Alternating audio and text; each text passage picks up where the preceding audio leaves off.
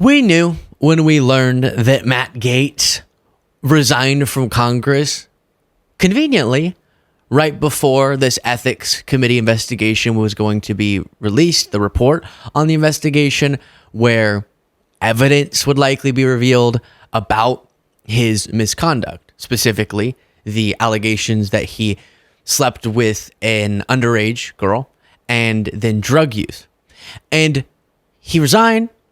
Supposedly, that means the report doesn't get released, and so we don't know, but we knew we were going to get some information, and there would be leaks, and there would be different ways where people would get the information out, and that's what's starting to happen.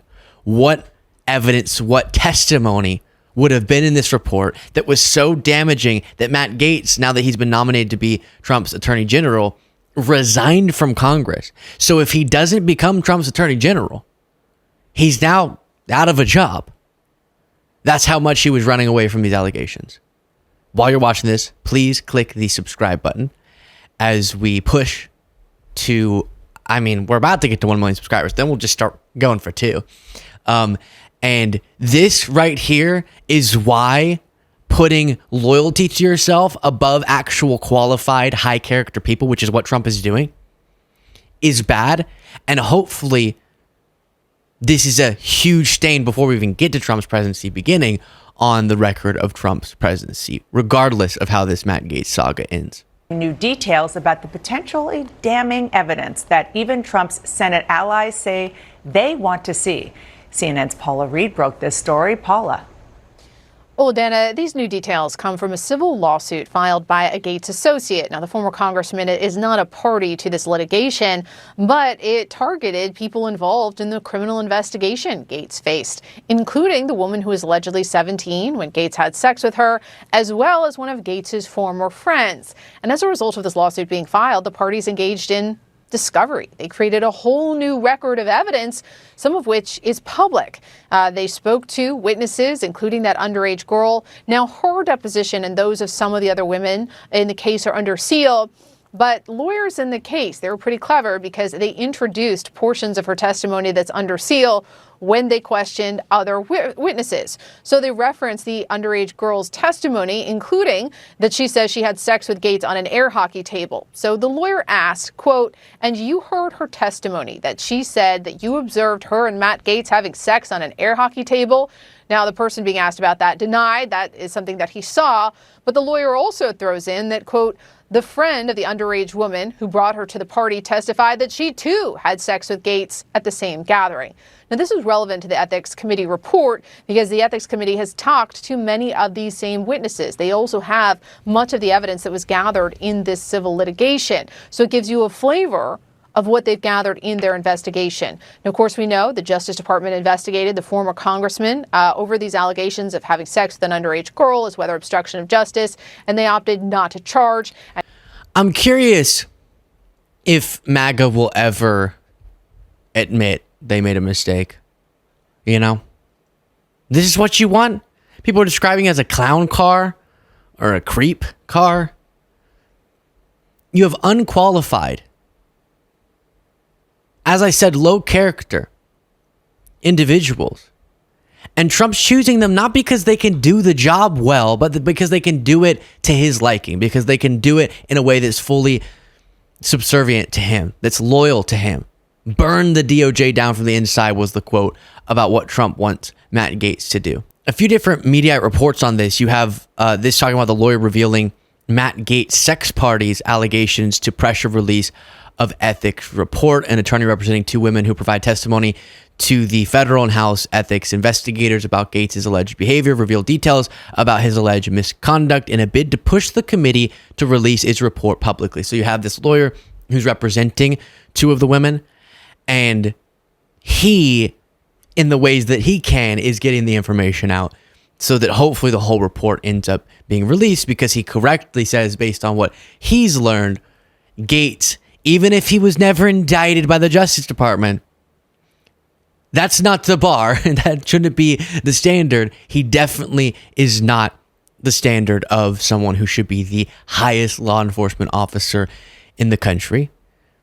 This is Joel Leopard revealing these different allegations. He explained that his clients told investigators they attended more than 5 and as many as 10 sex parties with Gaetz between 2017 and 2018. There were group sex situations and illegal drugs were present. He disclosed to Politico, and one of his clients described witnessing Gaetz allegedly engaging in sexual activity with her underage friend during one of these parties. The incident reportedly took place against what the client recalled as a game table. I'm not really sure why that's a relevant detail that everyone keeps noting, but it's in there. A lack of criminal indictment is a much lower bar than someone seeking this position should meet, exactly as Leopard is pointing out. Ultimately, I hope it puts pressure for them to release this. You also have this report saying that 2 women say Trump AG nominee Matt Gaetz paid them for sex. In an interview, Leopard was asked by Juju Chang if both of your clients testify that they were paid by Representative Gaetz to have sex, and the response was, that's correct. And on Venmo, you had payments, and they would say that was for sex, and all sorts of different things. And then on top of that, you have a plan by Trump to get someone like Matt Gaetz as the Attorney General, even if the news coming out about this pushes enough senators to say, we're not going to confirm. Because normally, the president nominates, and then the Senate confirms those nominations. So if the Republican caucus, definitely the Democrats, say, enough of us aren't comfortable with this, we don't think he should be one of the most powerful people in the country, crazy thought, then ordinarily Trump would go back to the drawing board and get someone else less insane. But you have this thing called recess appointments, and that was brought up in some Fox News reporting here. Hey, Shannon, good morning to you. Well, President-elect Trump and his transition team here in Palm Beach have been moving at rapid speed when it comes to filling out his future administration. They made more than a dozen picks this last week alone. Some of them have bipartisan support. Others, though, are raising some eyebrows.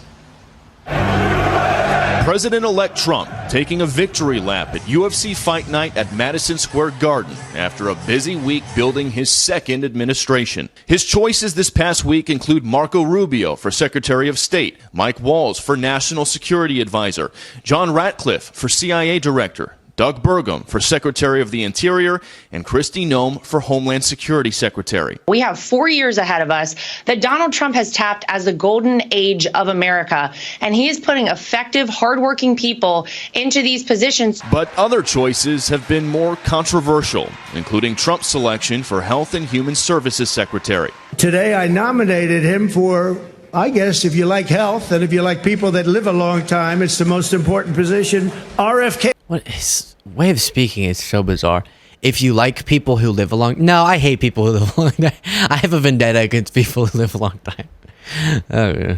Hey, Junior. We need disruption across the entire federal government. He'll be great at HHS to do that. We're talking about the potential decimation of community health centers. Trump is nominating Matt Gaetz for Attorney General. That led Democrat Senator Martin Heinrich to post, quote, "People voted for cheaper eggs, not whatever the F this is." Right? But we told you. We told you. This is what we warned you about. MAGA. Trump doesn't even know how he would get you cheaper eggs, but he knows how he would get you Matt Gaetz. And I'm about to explain how he's going to get Matt Gaetz if he wants to, even if the Senate doesn't confirm. Because I know some of you are thinking, no, those rational Republicans, they're going to keep us from a Matt Gaetz as Attorney General. Don't hold your breath. But Republican senators aren't sold yet either. He's got a really steep hill to climb to get lots of votes, including mine. Trump is also tapping Army veteran and former Fox News colleague Pete Hegseth as Secretary of Defense, and former Democratic presidential candidate, now Republican, Tulsi Gabbard as Director of National Intelligence. The question that we have to all ask, are these the best individuals available? And Trump has said he wants recess appointments to potentially be on the table to push his picks through without Senate confirmation if necessary. Now, and that is referenced there. You did have a Fox contributor, Andy McCarthy, saying Trump's unconstitutional recess appointment scheme is an attack on liberty and all of us.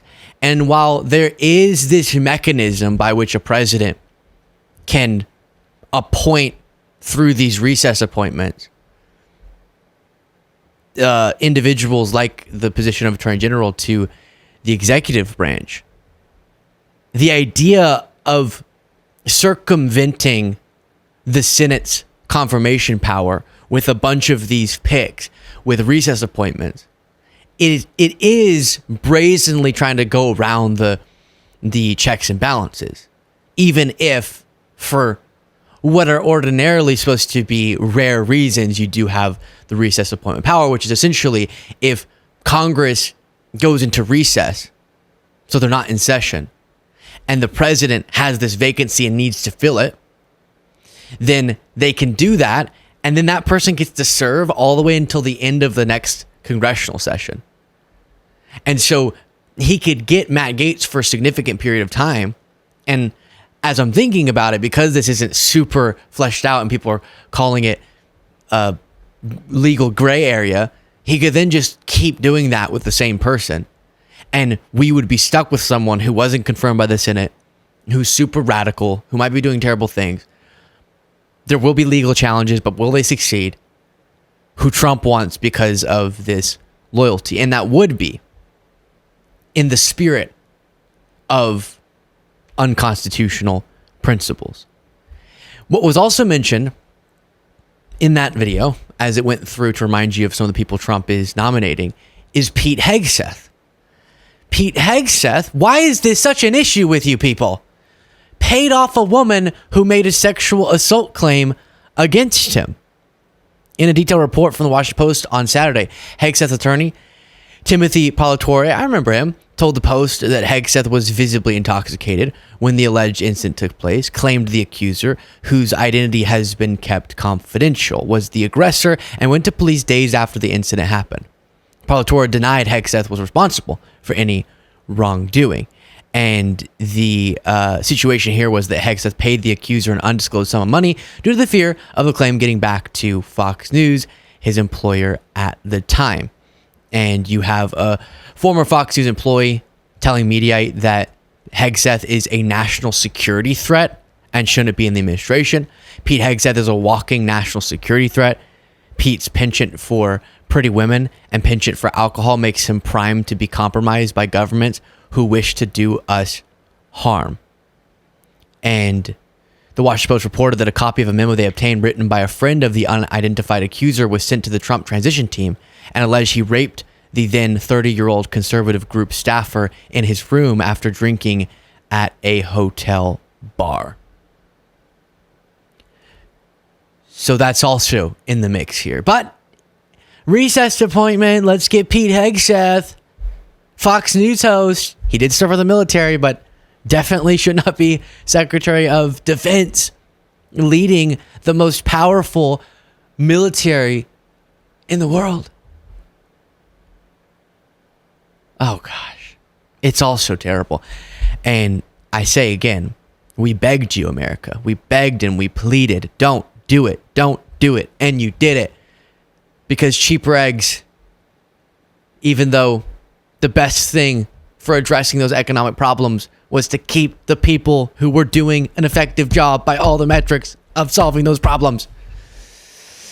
Even if that doesn't align with how people feel. Okay. That's the update on the nomination/appointment process. It looks like Trump is adamant from what we can tell about actually not just throwing these out. Oh, they got too much pushback. Let's not do it. Getting these individuals through into his administration. And that could be disastrous for our country. Let me know your thoughts in the comments. Support the show by getting that members only bonus show, which you can get by clicking the join button below.